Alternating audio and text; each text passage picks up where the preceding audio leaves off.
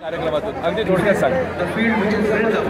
कार्यक्रम खरंच छान आहे आणि हा पद्धतीचा अनुभव आहे. आपण नाटक बघतो, पिक्चर बघतो, मूवी जातो, एंटरटेनमेंटसाठी जातो, पण हा अनुभव त्या सगळ्या अनुभवांपेक्षा वेगळा आहे. मी पण बरेचसे कार्यक्रम अटेंड केले, पण हा अमेझिंग एक्सपिरियन्स आहे.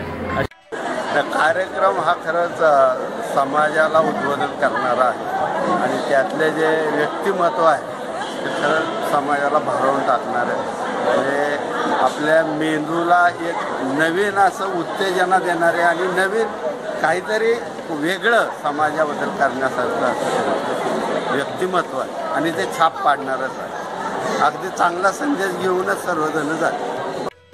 सुंदर. आणि जर मी आले नसते तर मी खूप काही मिस केलं असतं. अगदी काय घेऊन जाल कार्यक्रमात?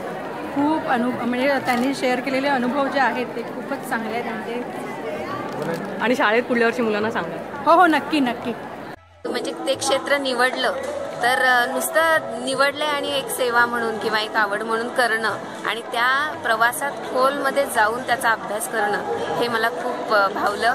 आणि पेनच्या वेदच्या सगळ्या सदस्यांना मी थँक्स मानते, कारण त्यांनी हा सुंदर कार्यक्रम आयोजन केलं. त्याचं एक अतिशय चांगला कार्यक्रम आहे. कारण असे कार्यक्रम पेनमध्ये पहिल्यांदाच होते. फार चांगली गोष्ट आहे. करायला पाहिजे, कारण सर्वात मोठा प्रश्न तरुण मुला-मुलींचा आहे, कारण त्यांना काहीच कळत नाही. करिअर नावाची गोष्ट आपण कधी सांगतच नाही. तसं मग संदर्भात ट्युशन्सचा क्लास घ्या, सर्टिफिकेट घ्या आणि पुढे निघून जा. त्या स्वतःला जगण्यासाठी जे एक गोष्ट लागते आनंदाची, ती ह्यातूनच मिळणार, अन्य कशातून मिळणार. थँक्यू. खूप सुंदर, खूप सुंदर, खूपच सुंदर. आणि जे काय आज प्रवक्ते बोलवलेत ना, खरोखरच अनुभवी आणि त्यांच्याकडून काहीतरी शिकण्यासारखं आहे आणि शिकून इतर पुढच्या पिढीला त्याच्यातून देण्यासारखं आहे. आणि पूर्णपणे मी आता माझं स्वतःचं सांगतो, तुम्हाला धन्यवाद. असे कार्यक्रम पेणमध्ये राबवत जा आणि कधीही कुठल्याही प्रकारची जर मदत म्हणजे कुठल्याही क्षेत्रात या संदर्भात जर गरज असेल तर मला बोलवा. I am always ready for doing. Thank you. पेणमध्ये जो वेद कार्यक्रम ह्यावर्षी पहिल्यांदाच झाला, त्याला मी अटेंड केलं आणि तो खूपच छान कार्यक्रम होता. त्या कार्यक्रमाला बघून मला खूप काही शिकायला मिळालं. त्या कार्यक्रमातून मला असं कळलं की म्हणजे आपण काहीतरी वेगळं केलं पाहिजे आयुष्यामध्ये. आपल्या आयुष्याला काहीतरी अर्थ असला पाहिजे आणि काहीतरी वेगळं अचीव केलं पाहिजे.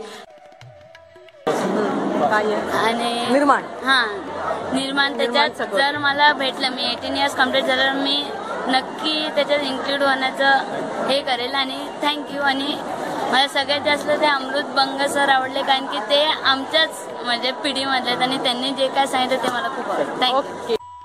कसा झाला आणि काय घेऊन जाणार या कार्यक्रमात? कार्यक्रम फारच सुंदर झाला आणि तरुणाईविषयी इथे खूप चांगल्या प्रकारे मला मतं ऐकायला मिळाली. आणि मला एक प्रामुख्याने एक गोष्ट आढळली की जे मान्यवर आलेले होते त्यांची स्वतःच्या विचारांमध्ये फार मोठी क्लॅरिटी होती आणि ती क्लॅरिटी मी माझ्यामध्ये यावी आणि माझ्या मित्रांमध्ये यावी यासाठी प्रयत्न करेन. काल 14 जानेवारीला पेणला क्षितिज ग्रुपने आयोजित केलेला आणि वेदचा कार्यक्रम पाहिला. अत्यंत सुंदर कार्यक्रम होता. म्हणजे मी खरोखर मिस केलं असतं जर तो पाहिला नसता. अजूनही हँगओव्हर आहे. मी त्या सर्व फॅकल्टीज ही जी वेगळी वाट अनुसरलेली आहे आणि त्यासाठी लागणारे त्यांचं जे पॅशन आहे, ते कष्ट आहेत, ते त्यांच्या ओघवत्या बोलण्यातनं कळून येत होतं. आणि मी असे कार्यक्रम मला पुढचेही वेदचे कार्यक्रम पाहायला आवडेल. Thanks for this programme.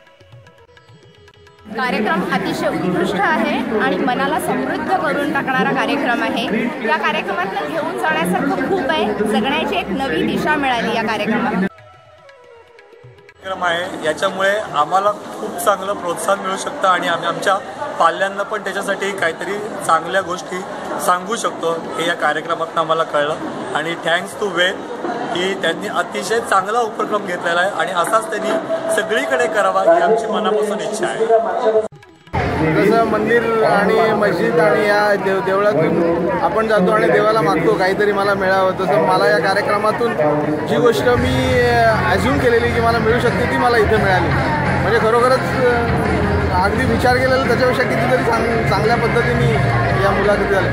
Actually या मुलाखती नाही आहेत, माणसाला जे बनायचं आहे त्याचं हे प्रतिबिंब आहे आणि माणूस त्याच गोष्टी विचार करून इथे आला आहे. मला वाटतं प्रत्येकाला ज्या गोष्टी मिळाल्या असतात.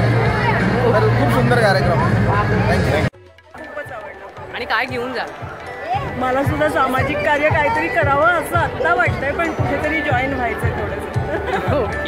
पुढे माणसाला त्यांचं दर्शन मिळालं आणि मुख्य म्हणजे आपण आपल्या आयुष्यात काहीच करीत नाही, सामाजिक काही करीत नाही एवढी जाणीव नक्कीच आहे.